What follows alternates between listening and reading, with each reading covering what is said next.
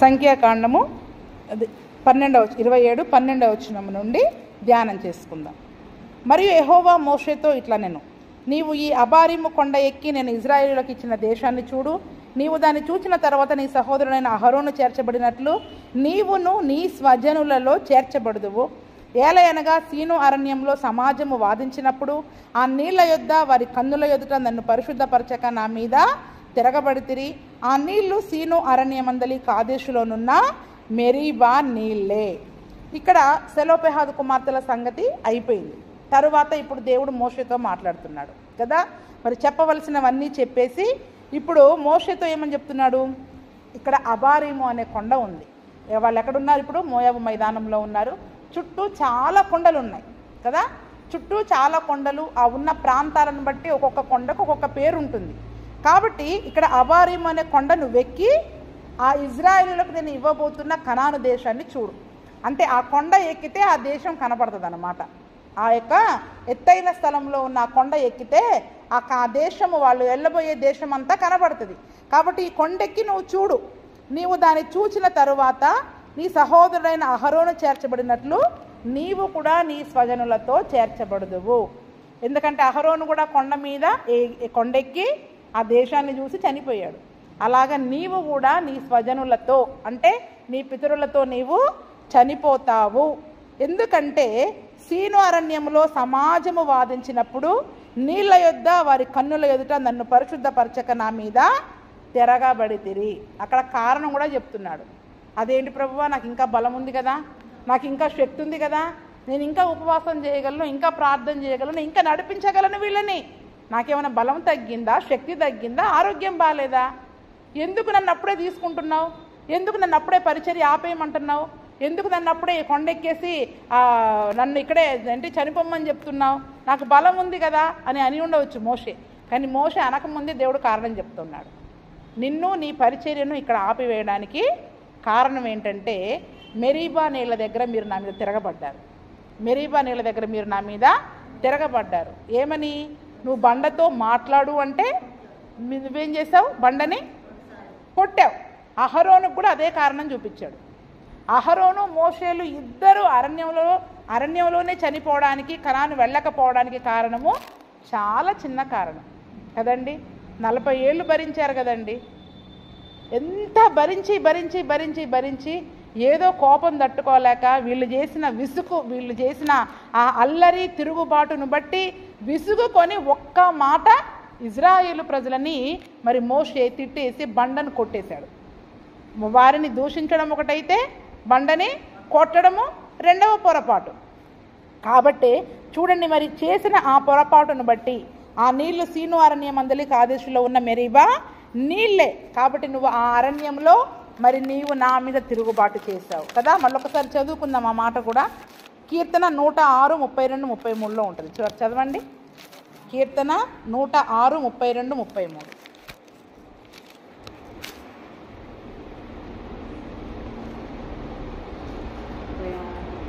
106, 32, 33. Meribah జలముల యొద్ద వారు ఆయనకి కోపం పుట్టించిరి. కావున వారి మూలముగా మోషేకు బాధ కలిగెను.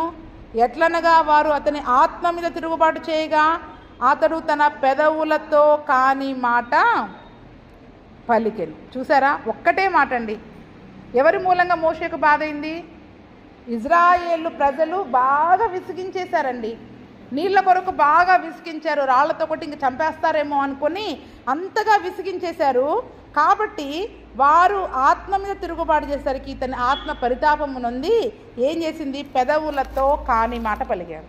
ద్రోహులారా, మీ కొరకు దేవుడు నీళ్లు పుట్టించలేడా? చూడండి అని బండని కొట్టేశాడు. బండ నుండి నీళ్ళు వచ్చాయి. అంటే చూడండి, అతను మోషే చనిపోవడానికి కారణం ఏంటి?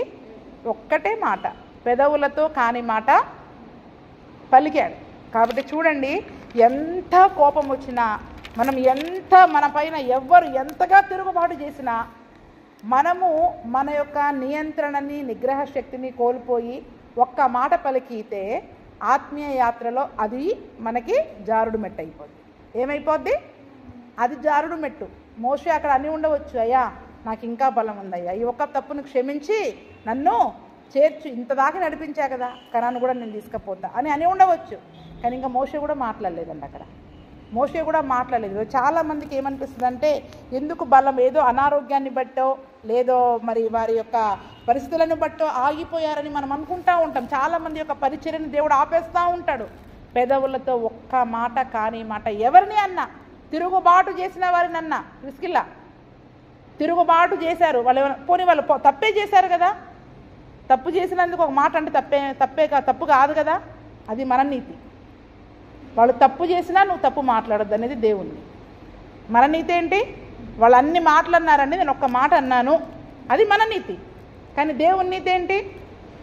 వాళ్ళు ఎన్ని అన్నా నీ నోటికినో కళ్ళెం పెట్టుకొని ఉండు, తీర్పు తీర్చుట నా పని, అది దేవుని నీతి. అక్కడ మరి మోషే అహరోనులు నిజంగా చూడండి, వాళ్ళ ఆత్మీయ యాత్రలో వారికి చాలా బలం ఉంది, శక్తి ఉంది, పరిచర్యను కొనసాగించే సామర్థ్యం ఉంది. కానీ దేవుడు వారి పరిచర్యను అక్కడికి ఆపేశాడు. ఎందుకంటే మీరు పెదవులతో కాని మాట పలికారు, మెరీబా నీళ్ళ దగ్గర నా పైన మీరు తిరుగుబాటు చేశారు అని చెప్పినప్పుడు మరి మోషే అక్కడ ఇంకొక్క మాట మాట్లాడలేదండి, ఒక్క మాట మాట్లాడలేదు. ఈరోజు మనమైతే ఎన్ని వంకలు పెడతామో, ఇంకా బలం ఉంది కానీ నేను చేయలేకపోతున్నా, అది ఏదేదో కారణాలు చెప్పుకుంటాం మనం. కానీ మోషే వెంటనే ఏం మాట్లాడుతున్నాడు అక్కడ? యెహోవాతో ఇట్లా నేను, యెహోవా సమస్త మానవుల ఆత్మలకు దేవా, యెహోవా సమాజము కాపరి లేని గొర్రెల వలె ఉండకుండానట్లు ఈ సమాజము మీద ఒకరిని నియమించుము. అతడు వారి ఎదుట వచ్చుచూపోవచ్చు నుండి వారికి నాయకుడిగా ఉండుటకు సమర్థుడై ఉండవలెను. అందుకు యెహోవా మోషేతో ఇట్లనెను, నూను కుమారుడైన యెహోషువ ఆత్మను పొందినవాడు, నీవు అతని తీసుకొని అతని మీద నీ చెయ్యి ఉంచి యాజకుడకు ఎలియాజరు ఎదుటను సర్వ సమాజము ఎదుటను అతని నిలవబెట్టి వారి కన్నుల ఎదుట అతనికి ఆజ్ఞ ఇమ్ము. ఇజ్రాయేలుల సర్వ సమాజము అతని మాట వినున్నట్లు అతని మీద నీ ఘనతలో కొంత ఉంచుము. యాజకుడైన ఎలియాజరు ఎదుట అతను నిలవగా అతడు యెహోవా సన్నిధిని ఊరీము తీర్పు వలన అతని కొరకు విచారింపవలెను. అతడును అతనితో కూడా ఇజ్రాయేలులందరూ అనగా సర్వ సమాజము అతని మాట చొప్పున తమ సమస్త కార్యములను జరుపుచుండవలెను. అక్కడ వెంటనే మోషే ప్రార్థన చేశాడు, సరే అయ్యా నేను కొండెక్కుతా, నన్ను తీసుకో, నా ప్రాణం తీసేసుకో, కానీ ఇంతకాలం మరి నేను వీళ్ళని నడిపించా, నేను లేకపోతే వీళ్ళు కాపరి లేని గొర్రెల్లాగా అయిపోతారు. కాపరు ఉంటేనే ఇంతగా సతాయించారు, ఇంతగా విసిగించారు, ఇంతగా అల్లరి చేశారు, మరి ఇంతగా ఆత్మీయ యాత్రల్లో తిరుగుబాటు చేసుకుంటూ వస్తూ ఉన్నారు. కాబట్టి వీరు కాపరి లేని గొర్రెల్లాగా ఉండవద్దయ్యా, ఒక నాయకుడు వారికి ఉండాలా, వారి ముందు వస్తూ వారిని నడిపించే ఒక నాయకుడు ఖచ్చితంగా ఉండాలా. ఆ నాయకుడు కూడా సమర్థుడైన నాయకుడై ఉండాలా. ఏంటండి? ఆ నాయకుడైనా సమర్థుడైన నాయకుడు. చూడండి, ఇక్కడ మోషే కూడా ఎవరిని రికమెండ్ చేయట్లేదండి. మనమేమో మనుషులను రికమెండ్ చేసుకుంటూ ఉంటాం, వాళ్ళైతే బాగుండు, వీళ్ళైతే బాగుండు, వీళ్ళైతే బాగుండు. మోషేకి తెలీదా? మోషే కొండ మీద ఎన్నిసార్లు ఉపవాస ప్రార్థనకి వెళ్ళినా కూడా ఎవరు వెళ్ళారు? యెహోషువానే వెళ్ళాడు. యెహోషువా వెళ్ళి మోషే అక్కడ కొండపైన 40 దినాలు ఉపవాస ప్రార్థన చేస్తుంటే ఇతను ఆ కింద ఉండి మరి ప్రార్థించే గుంపులో ప్రార్థన చేసే ఆ స్థితిలో మరి తను ఉన్నాడు. కాబట్టి మరి మోషేతో కూడా ఉండి పరిచర్య చేశాడు. కాబట్టి మోషే చెప్పి ఉండవచ్చు, అయ్యా యెహోషువ అయితే బాగా నమ్మకమైన వ్యక్తి, అతన్ని మీరు తీసుకోండి అని దేవుని దగ్గర రికమెండ్ చేయలేదండి. దేవుని చిత్తానికి వదిలేశాడు. దేవుని చిత్తానికి అక్కడ మరి వదిలేశాడు. ఈరోజు చాలామంది మేము ఏం చేస్తామంటే మనం రికమెండేషన్లు చేసుకుంటాం దేవుని దగ్గర. మనమే మనుషుల గురించి రికమెండేషన్, వాళ్ళైతే బాగుండు, వీళ్ళైతే బాగుండు అని. ఎవరు నమ్మకస్తులు, అసలు దేవుడికి తెలుసు ఎవరు ఎంత నమ్మకస్తులుగా ఉన్నవాళ్ళు కదండి అని అడిగినప్పుడు మరి ఒక సమర్థుడైన నాయకుడు అయితే బాగుండు. ఎందుకంటే కాపరి లేని గొర్రెల్లాగా ఈ ప్రజలు ఉండొద్దు. మంచి కాపరి ఏం చేస్తాడు? యోహాను సువార్త 10వ అధ్యాయంలో మంచి కాపరి తన గొర్రెల కొరకు ప్రాణం పెడతాడు. జీతగాడే, ఎందుకంటే వాడు జీతం కొరకు పనిచేస్తాడు. కానీ అదే మంచి కాపరి అయిందనుకో, మంచి కాపరి అనుకో ఏం చేస్తాడంటే తన ప్రాణం ఇచ్చైనా వీళ్ళని కనానుకి చేరుస్తాడు. ఈరోజు చాలామంది డబ్బులు తీసుకొని పాస్టర్లు లాగా జీతగాళ్ళుగా చేసే పాస్టర్లను చూడండి, వాళ్ళకి ఆత్మల పట్ల భారం ఉండదు. నెలకొచ్చే జీతం గురించే చూసుకుంటారు. కానీ నమ్మకముగా ఆత్మల పట్ల భారము కలిగిన మంచి నాయకుడు, మంచి కాపరి ఏం చేస్తాడు? డబ్బు గురించి ఆలోచించడు, దేని గురించి ఆలోచించడు, కేవలము సంఘం యొక్క ఆత్మల గురించి మాత్రమే ఆలోచిస్తాడు. అందుకనే ఆత్మల గురించిన భారము కలిగిన ఒక కాపరి కావాలి. మంచి కాపరి ఎట్లా ప్రాణం పెడతాడు? ఇప్పుడు మోషే ఏమని ప్రార్థన చేశాడు? ఇజ్రాయేలీలు చాలాసార్లు తిరుగుబాటు చేసినప్పుడు దేవుడు వీళ్ళని నేను నశింపజేస్తానన్నప్పుడు తన ప్రాణం అడ్డేశాడు.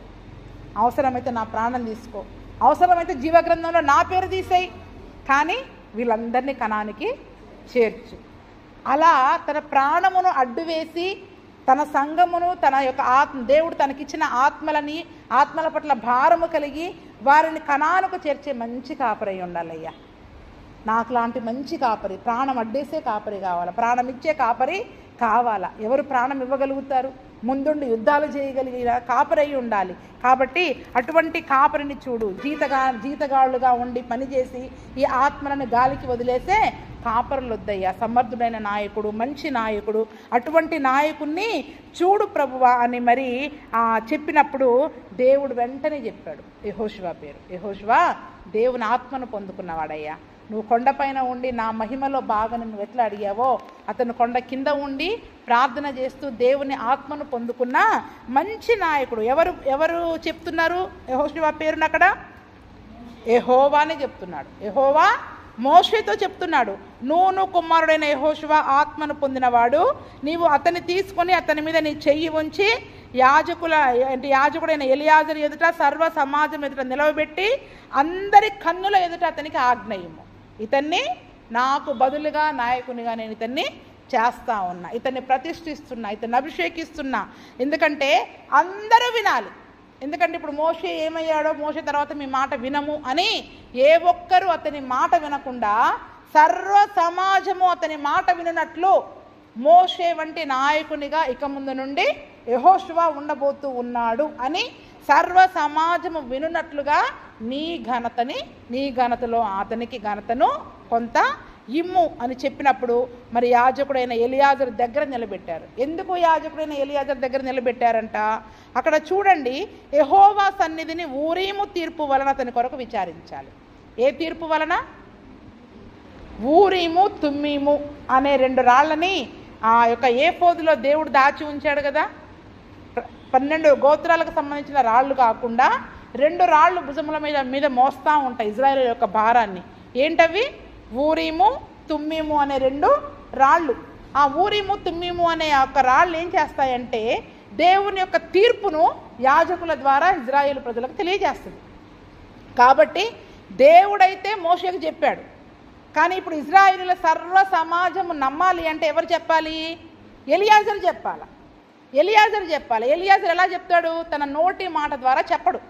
తనలో ఉన్న ఆ యొక్క ఊరీము తిమ్మీము అనే ఆ యొక్క రాళ్ళని అడిగినప్పుడు ఆ ఏఫోదు దగ్గర విచారణ చేసినప్పుడు అవి ఏ రాయి అయితే వెలుగుతుందో, ఒక రాయేమో జవాబు ఎస్ అని, ఒక రాయేమో నో అని. అంటే ఆ 2 రాళ్లలో దేవుని చిత్తము తెలియచేయడానికి ఒక రాయి వెలిగినప్పుడు ఎస్ ఇది దేవుని చిత్తము, ఇతని నాయకునిగా ఉంచడానికి దేవుడు ఎన్నుకున్నాడు అనే ఆ తీర్పు ఆ రాయి ద్వారా మరి ఆ ప్రజలందరూ తెలుసుకున్నప్పుడు యాజకుడు దానిని వారికి చూపించినప్పుడు ఆ యొక్క తీర్పు అనేది అక్కడ న్యాయవంతముగా ఉంటుంది. కాబట్టి దాని గురించి నేను తర్వాత చెప్తా. ఊరీము తిమ్మీము రాళ్ల గురించి ఎలా విచారణ చేయాలనే సంగతి కూడా చెప్తా. ఎందుకంటే ఇజ్రాయేలీలో సౌలు రాజు కూడా యుద్ధానికి వెళ్ళేటప్పుడు మరి ఆ ఏఫోదు దగ్గర ఆ ఊరీము తిమ్మీము అనే రాళ్ళ దగ్గర విచారణ చేసినప్పుడు చివరి గడియలో ప్రవక్తల ద్వారా కానీ ఊరీము ద్వారానైనాను కలల ద్వారానైనాను అసలు దేవుడు మాట్లాడలేదు. ఎందుకంటే అతని దేవుడు విడిచిపెట్టేశాడు. కాబట్టి అంటే న్యాయబద్ధముగా తీర్పు తీర్చాలి. దేవుడు ఒక మాట ఇచ్చేశాడు, నాకు చెప్పేశాడు అన్నట్టు కాకుండా ఇజ్రాయేలులందరికీ ఆ ఊరీము దగ్గర మరి తీర్పు కొరకు నిలబడే ఒక పద్ధతిని దేవుడు ఇచ్చినప్పుడు మరి అదే పద్ధతిని కూడా దేవుడు అక్కడ అవలంబించి ఆ ఊరీము ద్వారా తీర్పును పొందుకొని ఆ తర్వాత ఇజ్రాయేలు సర్వ సమాజము మాట చొప్పున మరి యెహోషువ మాట వినున్నట్లుగా మరి ఆ యొక్క కార్యాన్ని అక్కడ జరిగించాడు. 22వ వచనంలో చూస్తే యెహోవా మోషేకు ఆజ్ఞాపించినట్లు అతడు చేసెను. అతడు యెహోషువను తీసుకొని యాజకుడైన ఎలియాజరు ఎదుటను సర్వ సమాజం ఎదుటను అతని నిలవబెట్టి అతని మీద తన చేతులుంచి యెహోవా మోషే ద్వారా ఆజ్ఞాపించినట్లు అతనికి దేవుడు ఏదైతే సెలవిచ్చాడో దాని ప్రకారం ఏం చేశాడంట? మోషే అందరి ముందుకు యెహోషువను తీసుకొచ్చాడు, ఎలియాజరు కూడా అక్కడ ఉంచాడు. సర్వ సమాజం ఎదుట నిలబెట్టి తన చేతులుంచి యెహోషువను నిలవబెట్టాడు. చేతులుంచి దేవుడు చెప్పినట్లుగానే అతనిని నాయకునిగా అక్కడ అభిషేకించి ప్రతిష్ఠించినట్టుగా మరి మనం చూస్తూ ఉన్నాం. అంటే ఒక వ్యక్తి పైన చేతులుంచి అతనిని ప్రతిష్ఠించడము, అభిషేకించడము అనేది ఏంటంటే దేవుడు ఎన్నుకొన్న పని కొరకు వారిని ప్రత్యేకించడం. ఏంటండి? దేవుడు ఎన్నుకొన్న పని కొరకు మరి వారిని ప్రత్యేకించడం. చూడండి, అభిషేకించినప్పుడు కూడా వారి తలలపైన చేతులుంచి వారిని ప్రత్యేకిస్తారు. దాని గురించి ఒక 2 మాటలు చదువుకుందాం. అపోస్తుల కార్యము 6:6. ఎందుకంటే కొత్త నిబంధనలో కూడా ఒక పని కొరకు, దేవుని సేవ కొరకు ఎలాగ ప్రతిష్ఠించారో మరి ఆ రోజు అదే పద్ధతిని కొత్త నిబంధనలో కూడా అవలంబించారు. అపోస్తుల కార్యము 6:6 చూడండి.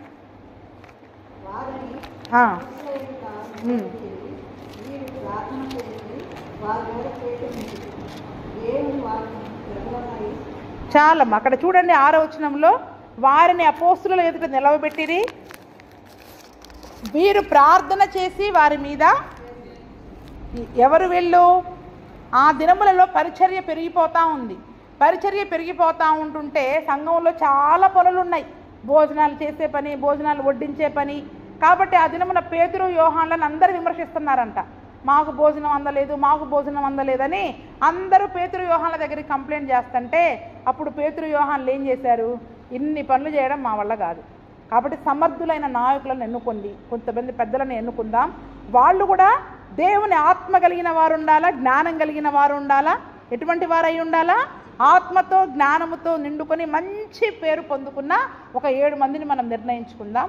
వాళ్ళు ఈ వంటల కార్యక్రమాలు, భోజనాల కార్యక్రమాలు, వేరే వేరే పనులు ఏవైతే ఉంటాయో ఆ పనులన్నీ, పరిచర్య పనులన్నీ వాళ్ళు చూసుకుంటారు. ఆ 7గురు.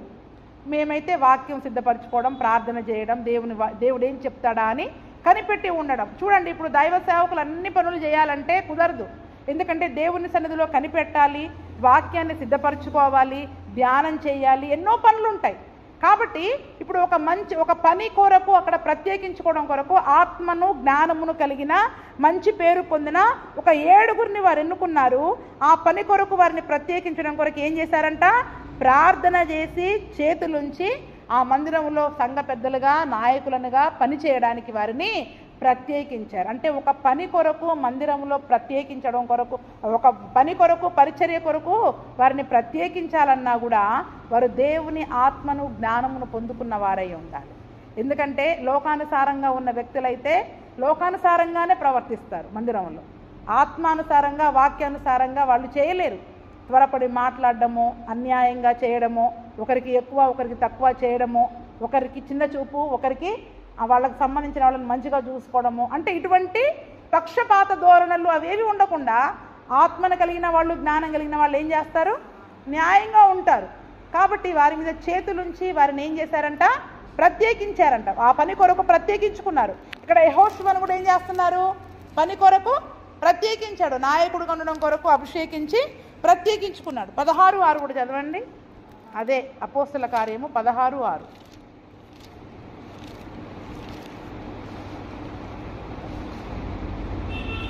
16:6 కాదు, 13:6, 13:3.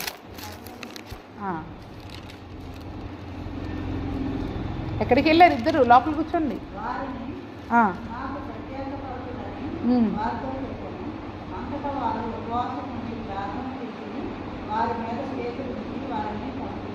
చూడండి, ఇక్కడ కొద్దిమంది సేవకులని సౌలు 2వ వచనం నుండి చూసుకుంటే, వారు ప్రభువును సేవించుచు ఉపవాసము చేయుచుండగా పరిశుద్ధాత్ముడు నేను బర్నబాను సౌలును పిలిచిన పని కొరకు ప్రత్యేకపరచుడని వారితో చెప్పెను.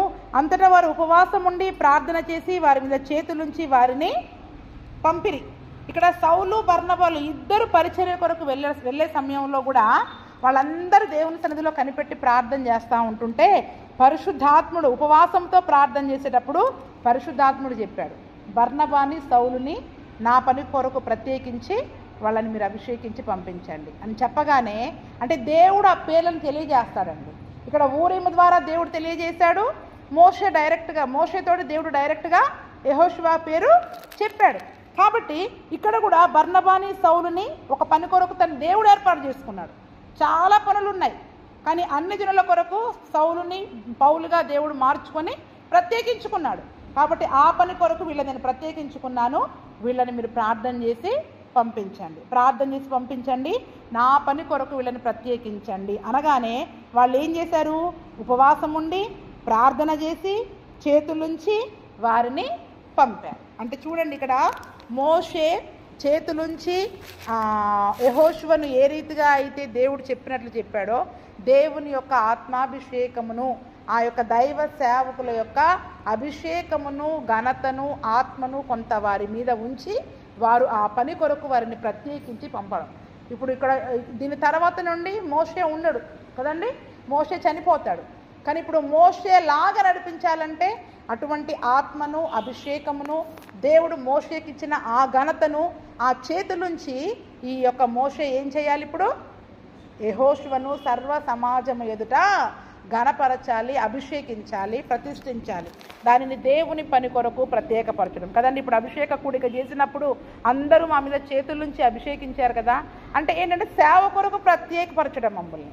అంతవరకు ఈ లోకానుసారంగా మేము పనులు చేసుకున్నాం, కానీ ఒక సంపూర్ణ సేవ కొరకు ప్రత్యేకమైన జీవితాన్ని ఇక నుంచి వాళ్ళు జీవిస్తారు అనే దానికి సూచనగా మరి నిజముగా దేవుడు ఆ యొక్క పద్ధతిని చేశాడు. కాబట్టి మరి నాయకుడు అయిన వాడు కూడా ఎలా ఉండాలి చెప్పండి? సమర్థుడైన నాయకుడై ఉండాలి, మంచి నాయకుడై ఉండాలి, మంచి కాపురై ఉండాలి, యేసు ప్రభువు లాంటి గుణలక్షణాలను కలిగిన వాడై ఉండాలి. తీతు పత్రికలో, తిమోతి పత్రికలో కూడా ఉంటుంది. అధ్యక్షుడైన వాడు ఎలాగ ఉండాలి? ముక్కోపి ఉండకూడదు, మద్యపానిగా ఉండకూడదు, ఇద్దరు భార్యలుగా ఉండకూడదు, ఒకడే భార్యను కలిగిన వాడై ఉండాలి. మరి ఈరోజు సేవకులుగా, కాపురులుగా ఉన్నవాళ్ళు ఎంతమంది తాగుబోతులు ఉన్నారు, ఇద్దరు ముగ్గురు భార్యలను కలిగిన వాళ్ళు ఉన్నారు. మరి వాళ్ళు సమర్థులైన నాయకులు అవుతారా? మరి మన వాళ్ళు గుడ్డిగా నమ్ముతున్నారు, వాళ్ళనే గుడ్డిగా నమ్మి ఏం చేస్తున్నారు? సమర్థులైన నాయకులను, మంచి కాపురులను విడిచిపెట్టి వారి వెంటబడి వెళ్తూ ఉన్నారు, వెంటబడి వెళ్ళి ప్రాణాలను పోగొట్టుకుంటూ ఉన్నారు. కాబట్టి దేవుడు సమర్థులైన నాయకులని ఎంచుకుంటాడు. ఎంచుకున్నప్పుడు మంచి కాపురులనుగా వారిని తీర్చిదిద్దుతాడు. మరి వారిని దేవుని సేవ కొరకు ఏ రీతిగా ప్రత్యేకించాలో మరి అక్కడ మోషేతో దేవుడు చెప్పినట్టుగానే మోషే ఏం చేశాడంట? అతని మీద చేతులుంచి యెహోవా మోషే ద్వారా ఆజ్ఞాపించినట్లు అతనికి ఆజ్ఞ ఇచ్చాను. చూడండి, దేవుడు ఒక మాట మనకు చెప్తే ఇంకా మళ్ళీ మన మనసులో ఇంకో ఆలోచన రాకూడదు. నేను బాగానే ఉన్నానుగా, నేను చేస్తానుగా, ఇప్పుడు యెహోషువను అభిషేకించకపోతే యెహోషువను ప్రత్యేకపరచుకోకపోతే అని దేవుడి దగ్గర ఏమాత్రం మళ్ళీ మోషే సనగలేదండి. నీ పరిచర్యను ఆపేసి నువ్వు రా అనగానే నోరు మూసుకొని దేవుడు చెప్పిన పనిని చేసుకొని వెళ్ళిపోయాడు. అందుకనే మన బలము, మన శక్తి, మన ఆరోగ్యము కాదండి పరిచర్య చేయడానికి. దేవుని చిత్తాన్ని ఎరిగి మనం చేయాలి అంతే. దేవుడు ఆపేయమంటే అక్కడ దేవుడు అంటే ఆపేస్తే ఆగిపోతుంది, నడిపిస్తే నడుస్తుంది. మనం ముందుకు వెళ్దాం అనుకున్నా అది జరగలేదనుకోండి, దేవుని చిత్తం కాదు. మనం కొన్నిసార్లు మేము వద్దనుకున్నా ముందుకు వెళ్ళిపోతానే ఉంటాం, అది దేవుని చిత్తం, దేవుడు నడిపిస్తూ ఉన్నాడు. అందుకని చూడండి, అహరోను మోషేలు మరొక్క కాని మాట, పెదవులతో ఒక్క కాని మాట అని ఆ దినమున కనానులో చేర్చకుండా మరి వాళ్ళు అరణ్యములోనే 6,03,550 మందిలో అహరోను మోషేలు కూడా ఉన్నారు. ప్రవక్త అయిన మిరియాము ఉంది, నాయకుడైన యాజకుడైన అహరోను ఉన్నాడు, నాయకుడైన మోషే కూడా ఉన్నాడు. ఎందుకంటే పాపము చేస్తే తీర్పు తీర్చడానికి దేవుడు ఎవరికి పక్షపాతి కాదు. నువ్వు నాయకుడివైనా, ప్రధాన యాజకుడివైనా, ఇంకా నేటి తరంలో చూసుకుంటే బోధకులకి 2 తీర్పు ఉంటుంది. నేటి తరంలో బోధకులకి 2 తీర్పు. కాకపోతే అందుకనే మరి బోధకులుగా మీరు అనేకులు బోధకులై ఉండడానికి చూడండి అనే వాక్యం సెలవిస్తూ ఉంది. కాబట్టి నిజం మరి ఆ దినమున ఈ వాక్య భాగంలో చూసుకున్నట్లయితే మోషే యొక్క జీవితము మరి పరిచర్య ఇక్కడితో ఆగిపోతుంది. మరి మంచి కాపరి కొరకు దేవుని సన్నిధిలో మొరపెట్టాడు.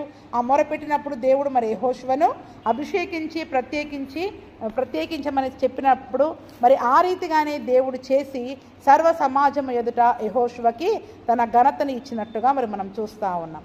కాబట్టి ఈ దినమున దేవుడు మన జీవితంలో కూడా ఏది సెలవిచ్చినా ఆ తీర్పుకు మనం లోబడి ఉండాలి. ఆ తీర్పుకి మరి మనము లోబడి ఉండాలి. అటువంటి కృపను ప్రభువైన యేసుక్రీస్తు మనకు దయచేయును గాక.